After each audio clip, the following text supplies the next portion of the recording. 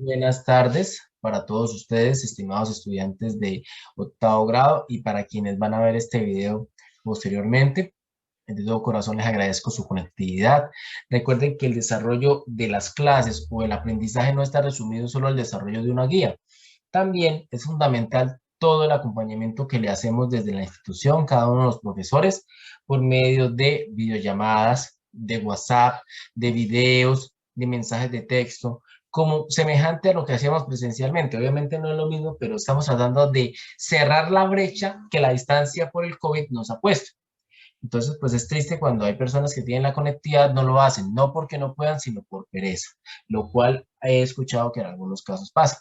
Entonces, los invito a que por favor se conecten a las diferentes clases, porque ustedes saben que en mi caso la videollamada no es solamente explicar qué hay que hacer en la guía, sino es una clase como tal, es un complemento temático a lo que estamos desarrollando. Bien, entonces, ya he estado tomando asistencia, vamos a revisar si alguien más entró. Miguel Ardila, muy buenas tardes, ¿cómo estás? Muy buenas tardes, profe. Bien. ¿Qué tal me escuchas? ¿Bien? Bien, sí, todo bien, profe. Listo, sí, señor. Entonces, Miguel, ya hago un nuevo llamado a Zulay. Buenas tardes, Zulay, ¿me escuchas? Buenas tardes, profe, sí, señor. Bueno, te estaba llamando, necesitaba confirmar tu asistencia. ¿Qué pasó, Zuli? ¿Cómo estás? ¿Bien? Bien, sí, señor. Bueno, me alegra mucho. Entonces, falta solamente Diego, pero Diego no se ha conectado, no tiene el micrófono encendido, entonces es como si no estuviera en clase hasta el momento. ¿Listo? Profe, sí. Ah, tú lo que no tienes es cámara. Lo Perdón. que yo no tengo es cámara, profe. Perdóname la vida, Diego. ¿Cómo estás? Bien, pero también, ¿por qué no hablas? Que ya dije, Pues, ya cerré profe, asistencia. yo hablaba. No, pero no lo habías abierto aún. Listo. Bueno, profe. Bien, bien, bien. Listo. Entonces, no siendo más, vamos a iniciar la clase. Les agradezco su conectividad. Rápidamente. La guía que ustedes ven en cuestión es la que está proyectada en la pantalla, es la guía número 2, correspondiente a, a las cuartas semanas del segundo periodo. Antes de iniciar en forma, quiero pedirles disculpas, estudiantes de octavo grado, porque normalmente, así como exijo puntualidad, pues debo hacer lo posible por cumplirla, pero pues ustedes responden cada semana a 3 profesores, yo respondo cada 2 semanas a más de 170 trabajos que debo calificar, sumado a los compromisos de la institución que constantemente salen. Entonces, eso, el cierre del periodo, las actividades de recuperación y todo lo demás, y pues la verdad fue el profesor que más estudiantes desafortunadamente perdieron conmigo, me impidió estar al día con todos los grados y pues ustedes es uno de los grados que no he podido calificar la guía número 1. Les pido mil disculpas, haré lo posible por ponerme al día al menos en esta semana lo más pronto posible con esa guía número 1 para poder ir avanzando e intentar nivelarme lo antes posible con ustedes. Bueno, pero pues no dejen acumular las cosas porque después ustedes ya saben que va a tocar como me está tocando en este momento a mí, que hasta fines de semana estar casi todo un día sentado ahí en el computador para tratar de estar al día. Bien, entonces, entrando ya a la guía en cuestión, recuerden que es hasta este viernes, el 4 de junio del 2021, y la entrega, ya saben, los medios de comunicación, los canales, algo que me olvidé decirle a los otros grados. Si vamos a enviar tarde en la noche un trabajo, usemos el correo, por favor, ¿sí? Porque es que el WhatsApp es incómodo, a veces uno está durmiendo ya o descansando y de repente le escriben uno al WhatsApp en la noche, cuando uno normalmente muy rara vez molesta a un estudiante en la noche y si lo hace es porque es urgente y si lo hace es porque es un estudiante que generalmente va perdiendo y lo necesita cuanto antes que se ponga al día. Entonces los invito a que por favor tengamos eso en cuenta, ese tacto en cuenta. Entonces, estimados estudiantes, ustedes deben tener en cuenta, bueno, no alcancé a responder una despedida. ¿Qué es lo que vamos a hacer? Deben mirar el video, es un deber, no es que, profe, yo no lo voy a ver, no. Todo estudiante que tenga conectividad está en el deber de ver este video que está ahí referenciado, que es sobre la temática. Bueno, ¿cuál es la temática? Vamos a seguir hablando de Napoleón Bonaparte, porque dirán, profe, pero es que ya llevamos 2, 3 clases con Napoleón Bonaparte. Sí, pero es que hay puntos de quiebre en la historia de la humanidad y uno de ellos es Napoleón Bonaparte. Si logramos entender la influencia de Napoleón Bonaparte, lo que hizo en su momento, en parte comprenderemos por qué es que hoy en día Europa está organizada de esa manera, hoy en día por qué América es independiente, hoy en día por qué las leyes son de la manera como las conocemos y así sucesivamente más preguntas. Porque su figura política fue tan influyente en todos estos aspectos que hasta el día de hoy, 200 años después, tiene influencia notable. Bueno, entonces, teniendo eso en cuenta, vamos a ver qué hay que hacer en la guía. La guía es muy sencilla. Vamos a leer las reformas de Napoleón, ¿sí? Y al final deben hacer la actividad que aparece, que dice, escriba un texto argumentativo de no más de 3 párrafos respondiendo a la siguiente pregunta. ¿Qué pasaría si se instauraran las reformas napoleónicas en Colombia? ¿Cuáles reformas las que vamos a leer? Vamos a intentar explicar, vamos a intentar comprender. Ojo, les aclaro, ¿qué es un párrafo? Un párrafo es la unión de varias oraciones, en este caso mínimo 4 oraciones. Es decir, que como mínimo yo estaré calificando 12 renglones. 12 renglones, ojo, con cierta cantidad de palabras, porque ya hay estudiantes que me están haciendo la trampa y hacen la letra grande para que el renglón lo llenen lo más rápido posible. Y así tampoco funciona esto. Bueno, entonces, tener eso presente, por favor, estimados estudiantes. Háganlo con su tipo de letra, 12 renglones. Vamos a soltarnos a redactar un poco, ¿bien? Eso es lo que hay que hacer. Antes de entrar en forma, muy buenas tardes, Ladi, ¿cómo estás? Ladi, ¿me escuchas? Ladi, estás conectada, pero necesito corroborar tu conectividad. Señor. ¿Cómo estás? Sí, ¿Cómo profe, estás? ¿Bien? qué pena. Bien. ¿Me sí, escuchas bien. y me ves bien? Sí, señor, señor. Nico, Listo, bien. Entonces ya puedes cerrar tu micrófono. cuidado. Ay, Vamos entonces a comenzar la clase como tal y veo que también se conectó Emily. Emily, buenas tardes, ¿cómo estás? buenas tardes. Emily, súbele más a tu micrófono, se escucha muy pasito, entonces casi no te escucho. ¿Tú me escuchas y me ves bien? Sí, señor. Bien, Emily, listo. Entonces, vamos a comenzar a leer. Ya expliqué, pero les digo que deben conectarse puntualmente porque eso implica que que retroceda, lo cual no voy a hacer porque eso lo revisarán ustedes en el video que ya se está grabando, como bien saben. Listo. Entonces vamos a hablar de las reformas napoleónicas, que ese es el tema que vamos a trabajar. A ver, Napoleón hizo reformas en diferentes sectores. Son, por lo menos, administración pública es uno, en el concordato, es decir, en la religiosidad, otro. La reforma educativa fue otro, ¿sí? Entonces, vemos que Napoleón hizo como tal reformas en un aspecto, derecho y jurisprudencia, 2 aspectos, en religiosidad del concordato, 3 aspectos, y reforma educativa, 4 aspectos. ¿Listo? Entonces, vamos a tenerlo presente y vamos a hablar. Comienzo a leer. Perdón, me están escribiendo a revisar si es del colegio, si es algún estudiante del salón, no creo.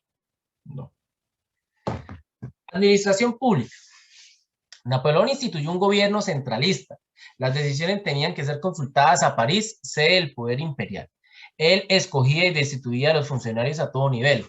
Tenía la iniciativa de lanzar o proponía las leyes que él mismo promulgaba. Estableció la estabilidad política en Francia y favoreció la clase burguesa. Ojo, cuando hablamos de clase burguesa, ¿alguien me quiere explicar de qué se trata clase burguesa? ¿Qué es la burguesía? Eso es algo que yo sé que explicamos ya cuando la Revolución Francesa.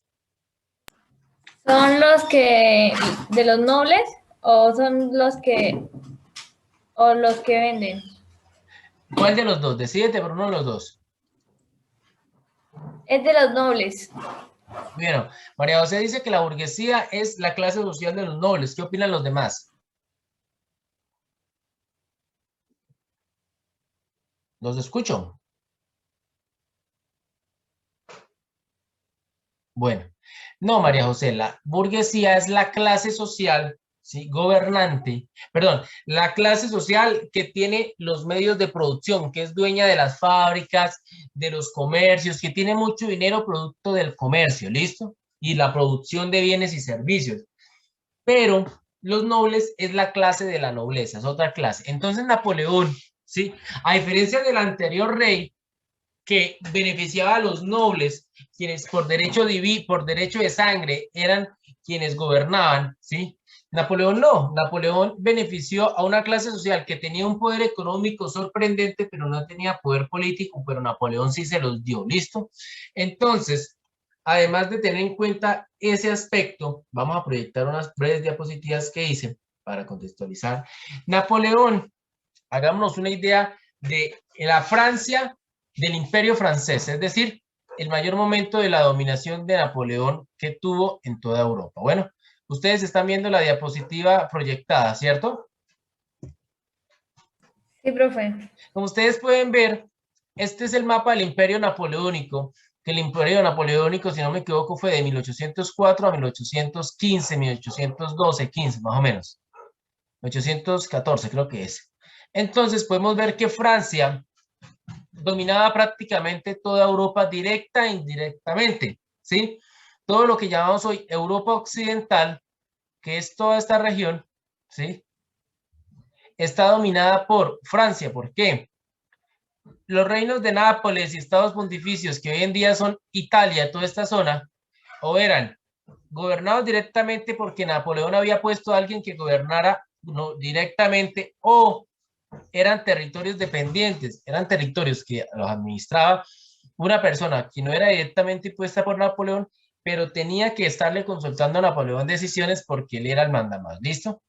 A ver, a su vez habían unos países entre comillas independientes, pero estaban bastante influenciados por Napoleón Bonaparte, como cual el Imperio Austriaco y Prusia. ¿Listo? Lo que hoy en día era gran parte de Alemania, Austria, Hungría. Bueno, a su vez, Noruega y Dinamarca, que hoy en día también existen como tal como países, estaban influenciados. Bueno, entonces tener eso en cuenta, tenerlo claro, por favor, en torno al Imperio Napoleónico.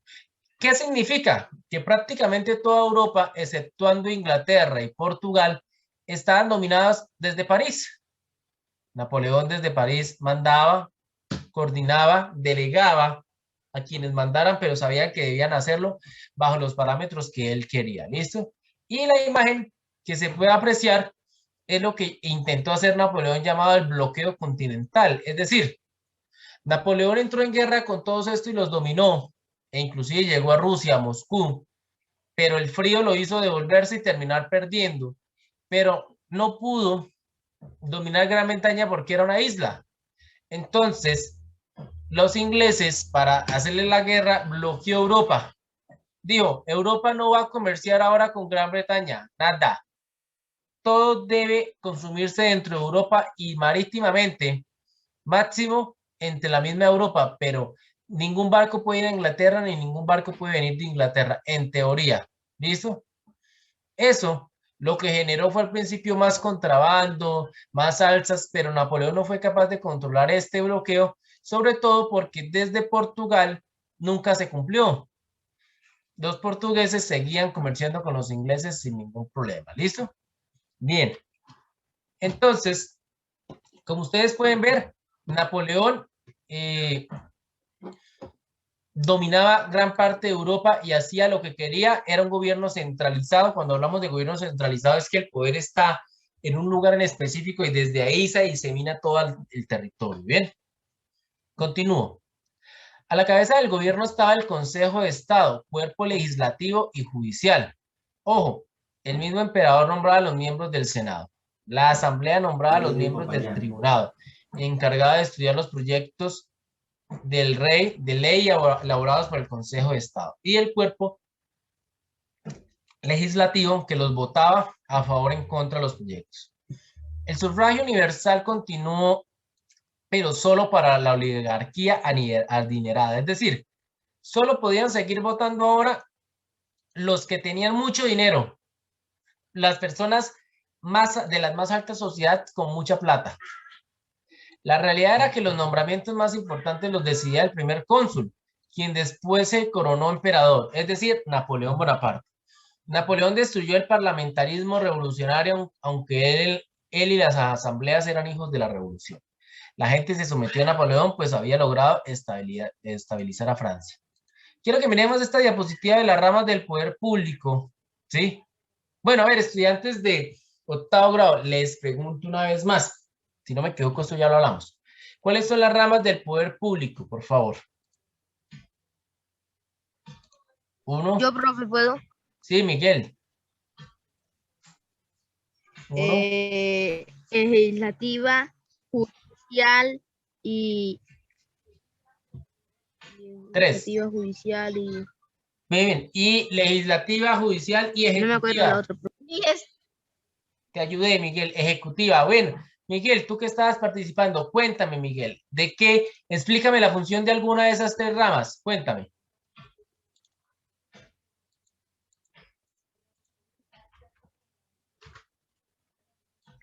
Bueno, ¿alguien que me quiera explicar la función de alguna de esas ramas? 1, 2, 3. Bien, entonces continúo. Las funciones de las ramas del poder público son ser pesos y contrapesos del poder para que el poder no se quede centralizado en teoría. ¿Cómo así? Bien, como ustedes pueden apreciar en esa diapositiva, en Colombia, ojo, en Colombia esta es la división del poder público, es decir, de quienes pueden gobernarnos a partir de un periodo determinado. En ese caso, vemos que por un lado está la ejecutiva, la legislativa y la judicial. La ejecutiva, como su nombre lo dice, ejecuta un presupuesto, un plan de gobierno y es la que en teoría manda porque aplica un plan de gobierno. Bueno, mandada por el presidente, por el gobernador del departamento y el alcalde municipal a nivel nacional, departamental y municipal. ¿Listo? La rama legislativa es la rama que legisla, que crea leyes, ¿sí? La rama que representa a la sociedad y crea las leyes para que se gobierne esta sociedad. A nivel nacional está representada por el Senado y la Cámara de Representantes. Perdón. A nivel departamental está representada por los diputados de la Asamblea. Y a nivel nacional, a mí no me permite verlo, pero es el Consejo Municipal. ¿Listo? Y la rama judicial, que está conformada por magistrados de altas cortes, magistrados tribunales a nivel departamental y los jueces a nivel municipal. Nacional, magistrado de altas cortes, departamental, magistrado tribunal y a nivel departamental un juez, ¿listo? Entonces, por favor, tengan en cuenta eso, pero Napoleón, esto no era así. Napoleón era el que estaba aquí y ponía todo. Algo que no ocurre hoy en día, por lo menos en nuestro país. El ejecutivo manda dentro del ejecutivo, pero en teoría no pone ni senadores, ni pone jueces, ni magistrados, nada de eso. No tiene poder como tal sobre ellos. Que puede entrar a dialogar con ellos, sí, pero no puede decir es que esto se hace porque yo lo digo, no. Como Napoleón era, en teoría, un dictador, tenía el dominio de todo. ¿Listo? ¿Claro hasta ahí, estudiantes? Sí, profe. Bien, gracias, María José.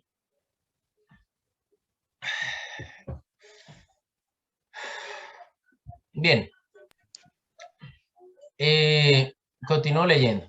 ¿Dónde quedan las libertades sagradas de la Revolución Francesa? Por ejemplo, la libertad... esperen, tengo proyectada... Sí. Esperen un momentico. Allá. ¿Dónde quedan las libertades sagradas de la Revolución Francesa? Por ejemplo, la libertad de prensa. Perdieron fuerza, la censura era muy estricta porque buscaba impedir que la prensa influyera en las mentes de los ciudadanos. Mi internet se limitó, por eso me callé. Bueno, la censura era muy estricta porque buscaba impedir que la prensa influyera en las mentes de los ciudadanos.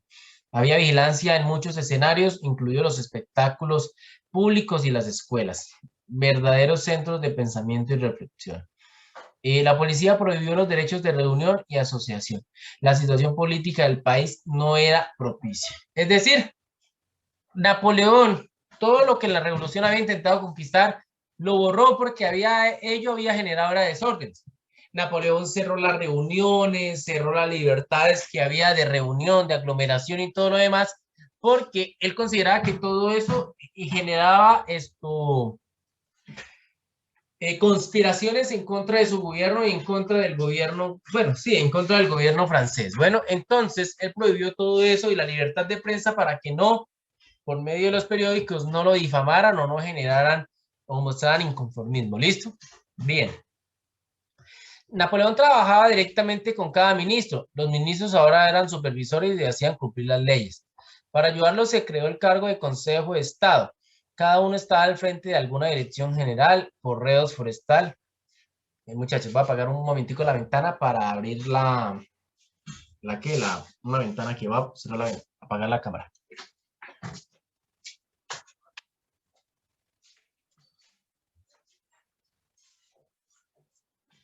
Me tocó, chicos, porque la verdad está haciendo mucho calor en mi habitación y estoy que me ahogo. Bien, continúo. Napoleón trabajaba directamente con cada ministro. Los ministros ahora eran supervisores y hacían cumplir las leyes. Para ayudarlos, se creó el cargo de consejero de Estado. Cada uno estaba al frente de alguna dirección general, correos, forestal, renovación y conscripción militar, es decir, reclutamiento, provisiones y víveres militares y minas. Es importante recordar que el ejército francés, la Gran Armada, dio grandeza y prestigio a Napoleón y fue la institución más protegida por él. Es decir, Napoleón tuvo su consejo de ministros y trabajaba mano a mano, les dio una función, eran personas de mucha confianza, ¿sí? Y también de buenas capacidades. Y esas funciones las cumplieron a cabalidad, obviamente bajo la sombra de Napoleón. Bueno, sobre todo, Napoleón siempre consintió el ejército, siempre hizo lo posible para que su ejército estuviera bien, porque el ejército era el que le había garantizado la gloria militar. Bueno, continúo. A la cabeza de los departamentos estaban los prefectos, quienes aplicaban las leyes y respondían al gobierno nacional centralizado. En 1804 había 106 departamentos, unos de vieja data y otros nuevos creados en Bélgica, Luxemburgo, Saboya, Niza, el Piamonte y Ginebra, lugares conquistados por el emperador. Napoleón reorganizó estos departamentos para que se ajustaran a la realidad del momento. Es decir, Napoleón creó unos departamentos que en algunos casos no existían y los creó porque se dio cuenta que había una identidad cultural, un desarrollo económico, una capacidad que si los agrupaba, servía. Ejemplo, si nosotros conocemos Santa Elena de Leopoldo, nos damos cuenta que Santa Rita es muy cerca a Santa Elena y más lejos que Guacamayo, ¿cierto? Que Trochas es más cerca a Santa Elena que La Paz. Entonces uno diría, oiga, ¿por qué no, por ejemplo, reorganizar territorialmente esta zona y que la cabecera de estos municipios sea de estas veredas y corregimientos sea Santa Elena? Porque a alguien de Trochas y a alguien de Santa Rita le sería más fácil venir aquí que ir hasta Guacamayo, que ir hasta La Paz, por ejemplo. Algo así hizo Napoleón, se dio cuenta de que se debía organizar la división territorial para que fuera lo más productiva posible y lo mejor organizada, y los reorganizó y creó nuevos departamentos donde vio que era necesario. Bueno, permítame reviso a qué momento las diapositivas.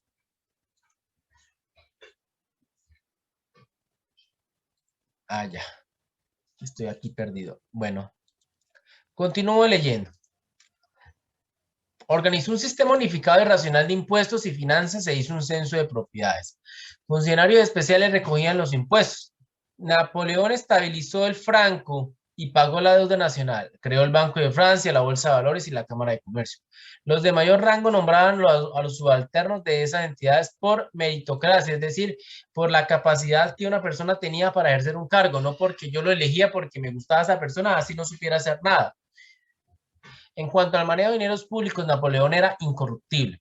Prohibió a los funcionarios despilfarrar el dinero público en fiestas. Redactó el Código del Comercio para que todos conocieran sus derechos y deberes. Anuló para siempre los arriendos perpetuos y los derechos señoriales es decir, esto era del antiguo régimen, antes de la Revolución. Los diezmos quedaron suprimidos, es decir, ya nadie le tenía que pagar el 10% de la cosecha a la iglesia, el 10% producido por obligación. Bueno, En el comercio se consolidó el laissez-faire, aunque se permitían los monopolios. Las tierras donde había minas se convirtieron en propiedad perpetua, prácticamente reservada a la gran empresa. Perdió el campesinado, es decir, Napoleón favoreció los intereses de los grandes terratenientes y no del campesinado de a pie. En asuntos laborales se prohibió la coalición de obreros y de patrones, pero las penas a los patrones eran considerablemente más leves. Bien, voy a proyectar a continuación una diapositiva para resumir todo más o menos lo que estaba diciendo ahí. Este señor, ¿qué hizo? Hizo buenas reformas desde muchos aspectos como el administrativo. Creó un banco nacional, es decir, una entidad que administrara la difusión y creación de moneda para que la moneda tuviera un valor y organizara las finanzas de Francia. Una moneda, el franco. Parece ser que antes de Napoleón no existía el franco como tal. Limitó las libertades, persecución de los grupos radicales, algunos militantes irondinos y jacobinos. Ya lo hablamos. Hizo una nueva constitución, la aprobó todo el pueblo francés, dejando de lado lo que la revolución proponía. Pacificó interna y externamente Francia, es decir, fue un hombre que se dedicó a traer estabilidad social por la paz, así sea mediante la fuerza de Francia y también del exterior. Bueno, firmó concordato con el Papa Pío VII. Ya vamos a leer qué es el concordato y de qué trata, pero es de un aspecto religioso. Permitió el regreso de los nobles emigrados, o sea, digo, bueno, quienes son nobles y tienen propiedades, pues vengan, aquí hay algo que se les va a respetar, pero pueden volver. Crea un nuevo código civil fundamental, igualdad legal y fiscal, libertad civil y derecho a la propiedad. Es decir, estos valores del código civil que estoy leyendo hoy en día, hasta nuestras leyes han llegado. Nosotros, como colombianos, tenemos igualdad legal en teoría. En teoría, todos somos iguales ante la ley. Fiscal, es decir, todos dependiendo de nuestra condición debemos pagar impuestos y no sencilla y llanamente por nuestra clase social, unos son privilegiados y otros no, en teoría. Libertad civil, es decir, los ciudadanos son libres de hacer lo que deseen siempre y cuando respeten la ley. Y el derecho a la propiedad. Napoleón respetó el derecho a la propiedad privada que se había visto afectado por el proceso revolucionario. ¿Ven?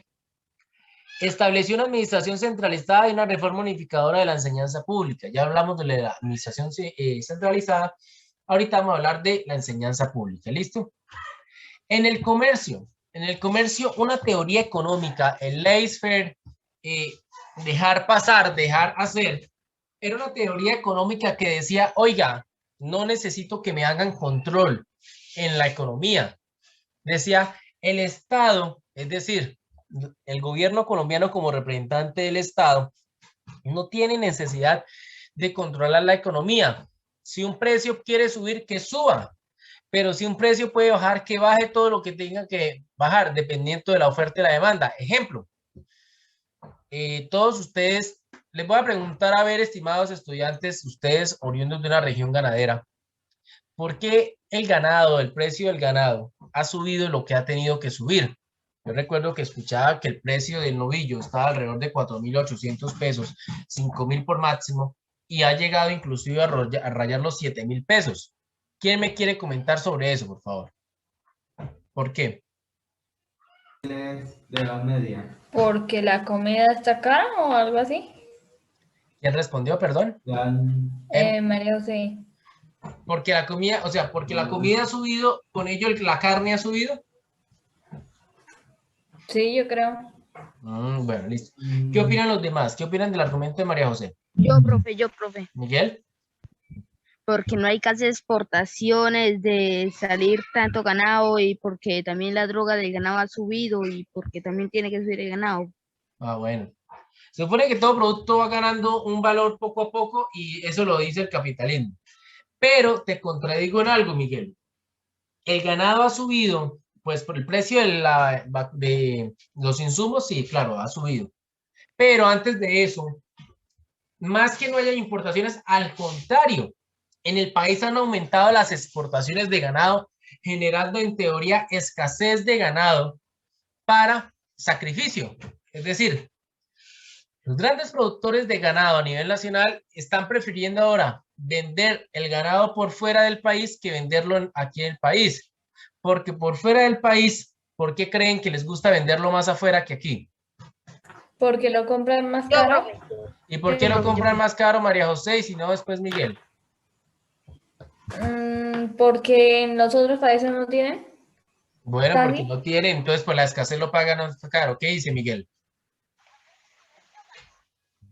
Lo mismo, profe. Afuera en el exterior lo pagan más caro porque como allá no tienen, le toca pagarlo más caro. Me dicen los dos, ¿cierto? ¿Sí? Sí. Bueno, pues resulta y pasa que no es así. Están pagando ahorita el ganado en el exterior y lo están vendiendo los grandes ganaderos. Yo estoy hablando de hacendados, no estoy hablando de ganaderos pequeños productores, sino hablemos de alguien que tenga promedio fácilmente de esos dueños de esas grandes haciendas del Magdalena Medio, de la costa colombiana, Córdoba y todo eso. Están prefiriendo vender el ganado en el exterior porque en el exterior pagan en dólares, ¿sí? Si yo pago digamos, yo pago el kilo de novillo aquí a 7.000 pesos, pero allá lo pagan a cierto porcentaje en dólares que equivale a la misma capacidad adquisitiva de nosotros en relación al salario mínimo, pero al yo intercambiar los dólares al país, me lo terminaban pagando a 10.000 pesos, ¿sí? ¿Yo dónde preferiría vender ese ganado? ¿En Colombia o en el exterior?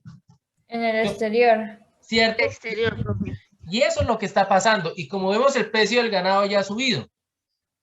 Y eso tiene ventajas para el que lo produce, pero desventajas para el que lo consume, que es la gran mayoría de la población colombiana, que comemos carne.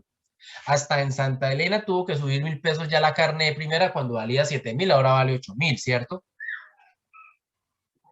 Y esta vez no hubo preguntas de por qué subió eso, porque todo el mundo sabía que tarde o temprano iba a subir, porque es que el precio está cada vez más caro y de algún lado tiene que salir el dinero para pagar. Bien, me churré agua, ¿verdad? Entonces, una teoría de laissez-faire para la economía dice dos cosas. Hay que defender la libertad de mercado y la promoción del libre mercado, es decir, que no haya una regulación. Si fuéramos de esa teoría de laissez-faire, que fue lo que Francia también aplicó con Napoleón, es decir, no hay que controlar el mercado, podríamos dejar que el precio del ganado siga subiendo, ¿sí? Pero ya hay diferentes sectores que le están diciendo al Estado colombiano, oiga, métale mano al precio de la carne, porque la carne está subiendo, y si sube tanto, luego va a ser difícil comprarla, ¿sí? Y va a generar algo llamado inflación, es decir, aumento de los precios de otros productos. Entonces, métale mano a esa vaina y trate como de controlar un poco semejante movimiento económico tan grande que está ocurriendo con la carne. Eso sería una postura ante la esfera, es decir, una postura de control, pero en cambio una postura de dejar pasar, que eso significa el francés, dejar pasar, dice, oiga, defendamos la libertad del mercado, cada cual vende como quiere, como puede, desde que pueda competir con los demás, punto. Un poquito claro qué fue lo que pasó en Francia, el Estado no controló la economía y lo hago con ese ejemplo del ganado. Esas cosas podían ocurrir, por ejemplo, ¿sí? ¿Cómo entender que el Estado no controla la economía cuando el precio de un producto sube o baja? Dependiendo de las mismas dinámicas económicas, no de las políticas del Estado. Pero si el Estado fuera controlador, diría, oiga, no, la gente come carne, en su gran mayoría es base fundamental de la alimentación. Toca hacer lo posible por subsidios, evitando que hayan tantas exportaciones, poniéndole un tope para que no estén vendiendo toda la carne afuera o para que no suba el precio. ¿Listo? ¿Claro o enredado, estimados estudiantes? Los escucho. Claro. Listo. Laissez-faire como una política de no control, de no sometimiento, y un ejemplo que les acabo de dar, algo que nos toca aquí en Santa Elena de Lopón bastante directamente, y es el actual precio de la carne en venta. No sé si ahorita ha bajado o no, estos últimos días. ¿Quién sabe el dato? Cuénteme de una vez antes de que ya, cuéntenme, hicieron el video para seguir en la otra sesión, vuelven a conectarse porque ya va a caer el tiempo de este video. ¿A cómo está el kilo de novillo? ¿Nadie sabe? El bueno está a 5.500. Ah, ya bajó un poco, claro, ya bajó bastante. Porque es que alcanzó a estar cerca de los 7.000 pesos, ¿no? Sí, señor. Bueno, voy entonces a cortar el video, por favor. Ah, bueno, no, dejemos que se corte la videollamada y se corte y se vuelven a conectar, que hay 2 minuticos que podemos aprovechar. Bien, entonces, vuelvo a proyectar la de Napoleón y, claro, el ejemplo de política económica, ¿sí? Y la palabra monopolios, ojo. Es decir, monopolios es un dominio de un sector económico por una sola persona o una sola empresa. Ejemplo, Cementos Argos tiene el monopolio del cemento porque es el único que produce cemento. Y digamos que fuera así, obviamente no es. Pero en la Francia de ese momento, si bien se permitió la economía, ¿sí? De todas formas se permitían los monopolios, es decir, quien fuera capaz de consolidarlo se manejaba, pero se permitía una libertad que cualquiera pudiera vender. ¿Listo? Las tierras donde había minas se convirtieron en propiedad perpetua, prácticamente reservada a la gran empresa. Perdió el campesinado, es decir, donde hubiera minería, sencillo, todo el mundo salía a volar y eran tierras del Estado que les daba a las empresas para explotar sin ningún tipo de explicación. Hoy en día, si hay minería, pues al menos no pueden hacer eso de una vez así como así, por lo menos en Colombia. ¿Listo? En asuntos laborales se prohibió la coalición de obreros y de patrones, pero las penas para patrones eran considerablemente más leves. Es decir, las agremiaciones sindicales. Napoleón amplió carreteras, alzó puentes, construyó canales y abrió puertos. Mandó construir edificios y monumentos como el Arco del Triunfo. A este arco llegaba desfilando por la Avenida de los Campos Elíseos de 2 kilómetros, ¿sí? De largo, la Grande Armée, después de sus triunfos militares.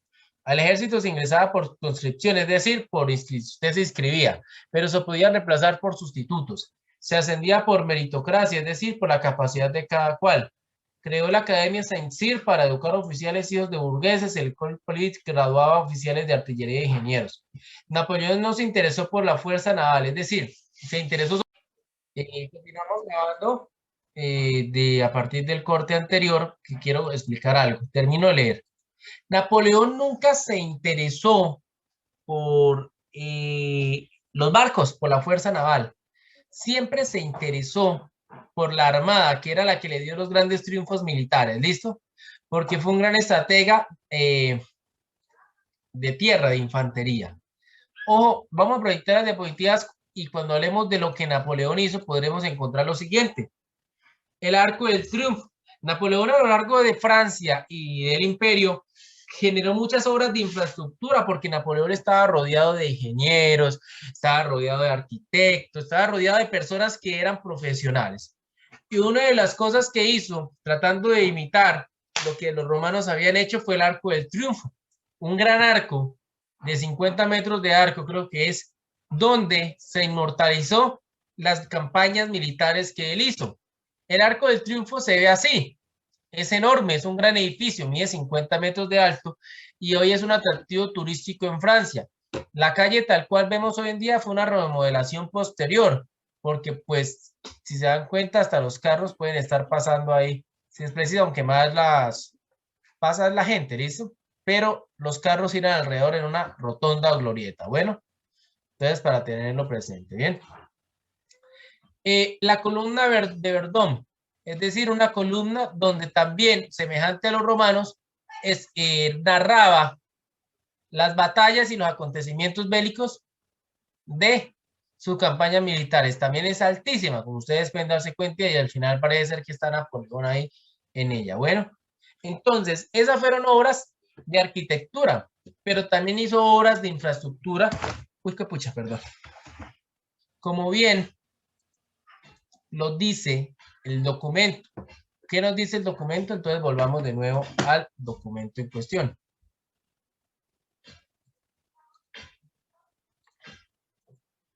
Dice edificios y monumentos, amplió carreteras, alzó puentes, construyó canales y abrió puertos. Es decir, Napoleón como gobernante fue un gran estratega. Bueno, fue un gran estratega militar y a su vez un gran administrador, lo que nos quiere decir. No fue malo en ese aspecto, ¿listo? Bien, continúo. Derecho y jurisprudencia. Aquí creo que solamente tengo que leer y ya, porque es cuestión de que ustedes pregunten si hay alguna duda. Napoleón impulsó la creación del Código Civil. Ojo con este Código Civil, porque hasta el día de hoy las normas civiles que nos rigen como colombianos, una de las fuentes que tiene es este Código Civil. Hoy en día lo tenemos también como uno de los antecedentes importantísimos. Leo. El Código Civil, el Código de Procedimiento Civil, el Tribunal del Trabajo, el Tribunal de Casación, decide si un veredicto fue dictado de acuerdo a la ley, el Código del Comercio y el Código Penal. Hasta ese momento había leyes y tradiciones que se contradecían entre sí. Por ello, Napoleón redactó un nuevo Código Civil para garantizar la convivencia pacífica de los ciudadanos. Contemplaba varias libertades individual de trabajo, de conciencia, igualdad frente a la ley, protección de la propiedad privada y abolición del régimen feudal. Es decir, la relación en donde el señor y el vasallo había una relación de poder. Yo soy el señor y si usted me juró fidelidad, usted me tiene que servir de por vida. Y yo le doy protección militar. Eso Napoleón ya lo estaba aboliendo. Bueno, todos los hijos tendrían igual derecho a la herencia, no solo el mayor. Los padres eran vistos como los directos responsables del mantenimiento de sus hijos y se obligaba a la paternidad responsable. El Código Civil apoyaba la institución del matrimonio civil y permitía el divorcio. Todo esto suena interesante y ustedes tienen que reflexionar sobre esto también. Había derechos limitados para la mujer. También, pues obviamente eso es debatible, porque en esa época desafortunadamente la mujer aún era vista más como solo una cosa, ¿sí? Perdóneme la palabra fea, que daba hijos y cuidaba la casa y no más, lo cual no es así. Pero en esa época las mujeres aún no tenían como un estatus de ciudadano que hoy en día pues se ha ganado y pues la idea es que lo reconozcamos, porque es que es absurdo pensar hoy en día que la mujer no es igual al hombre en todos derechos y deberes. Bueno, el nuevo Código Penal de 1811 consagraba los principios de la Declaración de los Derechos del Hombre, es decir, libertad, igualdad, fraternidad. Un acusado era inocente hasta tanto se le comprobara su culpabilidad. ¿Cómo es? Todo lo que diga puede ser usado en su contra y todo acusado es inocente hasta que demuestre lo contrario. Son máximas de la ley. Bueno, en el sistema inglés es diferente, como dice ahí. A diferencia del sistema anglosajón, es decir, inglés, según el cual un acusado es culpable hasta tanto compruebe su inocencia. Habría penas frías, aunque el juez podía juzgar según su apreciación, así como en lo legislativo el emperador gozaba de poder supremo para hacer con la justicia lo que quisiera. Es decir, creó un código civil, pero de todas formas, él era una máxima autoridad que su palabra era la que primaba. ¿Listo? Él mandaba.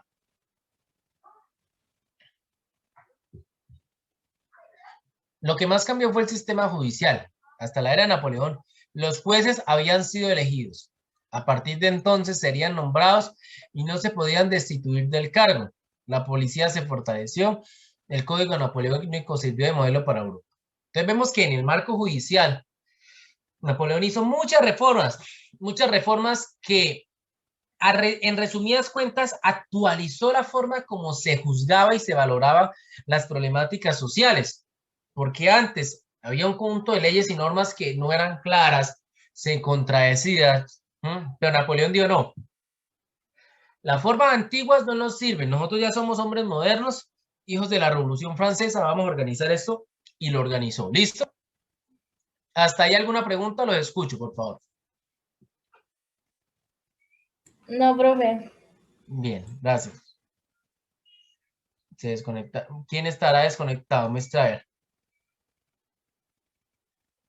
Tengo 6 estudiantes. Voy a revisar quién no está y voy a volverle a hacer revisión a ver de asistencia porque me preocupa que desconectan, no avisan nada. Entonces, vea, Miguel, ¿estás?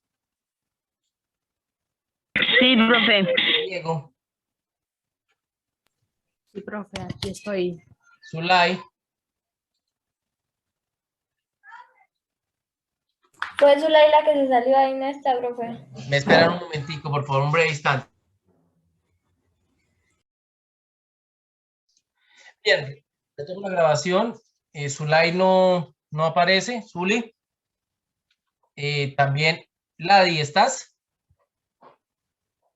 Mira, me fui y esta es la hora que tampoco creo que está. Emily, ¿estás en la videollamada? Sí, señor. Oscar, Sí, señor. Jenny Sí, profe. y María José. Sí, profe. Bueno, entonces voy a estar ahí atento porque es que más de uno se conecta y se desconecta al rato. Y ahí, la clase es hasta el final. Con el colegio ustedes no se salían tan pronto querían. Bien. Perdón. Bien, entonces, Napoleón hizo una serie de reformas legales muy interesantes que tenemos hasta el día de hoy presentes, que han influido directa e indirectamente. Muchas de estas cosas, como ustedes pueden ver, hoy en día siguen siendo así, pero antes de Napoleón no eran así. No estaban por escrito en un código como tal que la reglamentara. Bueno, entonces es fundamental tener esto muy presente. Bien, continúo. Vamos a hablar del concordato de 1801, fundamental. Acordado entre Napoleón y el Papa Pío VII. Según Napoleón, la gente necesitaba una religión. El Papa había discrepado de la revolución por confiscar sus tierras y rechazar toda autoridad del Papa sobre el funcionamiento interno de la República Francesa. Puntos acordados. El catolicismo no es la religión oficial francesa y habrá tolerancia. El Papa admite el carácter laico del Estado. Se prohíbe publicar catecismos sin previa autorización del Estado. Los religiosos juran fidelidad al Estado y éste les paga. El Estado nombra a los obispos y arzobispos. Muy bien. Resulta y pasa que en la Revolución Francesa, la iglesia, antes de eso, recuerdan que junto a los nobles eran privilegiados. Todo el mundo creía en la iglesia, era una máxima autoridad, era la dueña de la educación en Francia y también en toda Europa en la Edad Media. Tenía un tercio de las tierras del reino, recibía diezmos de toda la población y a su vez en sus tierras pues cosechaban y pues recibía la producción de esas cosechas, ¿listo? Y no pagaba impuestos. Todo eso cambió después de la revolución. Y obviamente la iglesia condenó la Revolución Francesa porque para nada le parecía justo con la iglesia que hubiera perdido todo eso. Después de la revolución se cerraron muchas iglesias.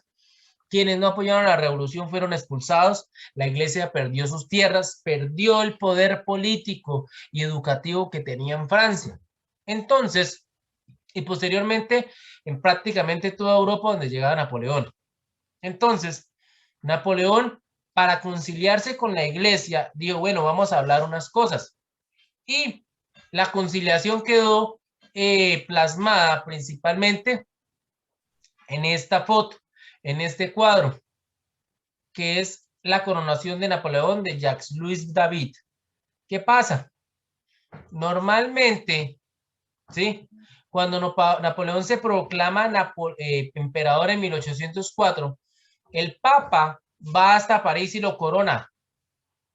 Le pone la corona, pero el Papa siempre es el que corona al rey, porque ustedes saben que todo rey es derecho divino y derecho humano, por derecho divino y por derecho humano. Pero cuando el Papa le iba a poner la corona a Napoleón, Napoleón llegó y se la quitó de las manos al Papa y se la puso él mismo. ¿Sí? Es un nuevo gesto muy, muy, muy simbólico porque él está diciendo, yo soy emperador, pero no soy como los anteriores emperadores y reyes. Yo respeto su autoridad como papa, pero yo me corono ante el pueblo porque el pueblo es el que me puso aquí, no usted el que me está poniendo. ¿Listo?